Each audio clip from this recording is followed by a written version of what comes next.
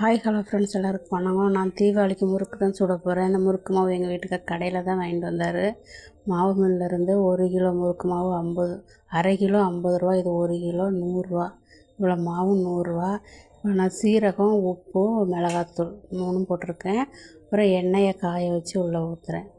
அப்புறம் தண்ணி கொதிக்க வச்சு அந்த சுடு தண்ணி ஊற்றியே எல்லா மாவையும் கிளறி லைட்டாக ஊற வச்சு எல்லாம் மொத்தமாக கலக்கி பரட்டி வச்சாச்சு. பாருங்கள், பாதி முறுக்கு சுட்டு முடித்தாச்சு.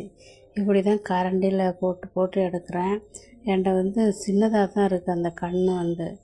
இந்த 3 ஓட்டை இருக்கும், அது இல்லை, தொலைஞ்சி போச்சு, காணாமல் போச்சு. இருக்கிறத வச்சு போட்டு எடுக்கிறேன். இந்த சைஸில் தான் எனக்கு முறுக்கு வந்திருக்கு. எல்லா ஆச்சியும் போட்டு எடுன்னு எங்கள் வீட்டுக்காரர் ஒவ்வொரு தடவையும் முறுக்கு செய்யும்போது சொல்லுவார். அதனால் சரி, அவங்க ஆசைப்படி இருக்கிற எல்லா ஆச்சியும் வச்சு போட்டுட்டாங்க. பாருங்கள், இந்த சைஸ் ஒன்று போட்டேன். அப்புறம் அந்த ரிப்பன் பக்கோடான்னு சொல்லுவாங்களா, அந்த சைஸ் ஒன்று போட்டேன். மொத்தம் 3 சைஸ் போட்டேன். ஆனால் எதுவுமே அவ்வளோவா நல்லா வரலை. முறுக்கு மாதிரி இருக்குன்னு சொல்லுவாங்க, அதுவும் போட்டேன். ஆனால் அதெல்லாம் எனக்கு நல்லா வந்த மாதிரி தெரியல. இந்த நார்மல் முறுக்கு மட்டும்தான் நல்லா வந்திருக்கு. வேறு எதுவுமே எனக்கு அவ்வளோவா நல்லா இருந்த மாதிரி தெரியல, முறுக்கு மாதிரியே தெரியல.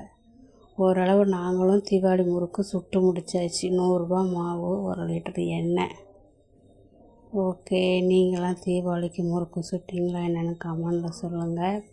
எனக்கு இப்படி தான் வந்திருக்கு முறுக்கு. அது கண் புதுசாக இருக்குங்க, நிறைய ஓட்டை இருக்கிறதுனால அப்படி மேலே அப்படி இருக்குது. ஓகே, டாட்டா பாய். நீங்களும் இதேமாரி முறுக்கு செஞ்சு சாப்பிடுங்க. முறுக்கு சுட்டால் தாங்க தீபாவளி. குழந்தைங்களுக்கு அந்த தீபாவளி உணர்வை கொடுக்கணும். நம்ம மட்டும் அனுபவிச்சா பத்தாது.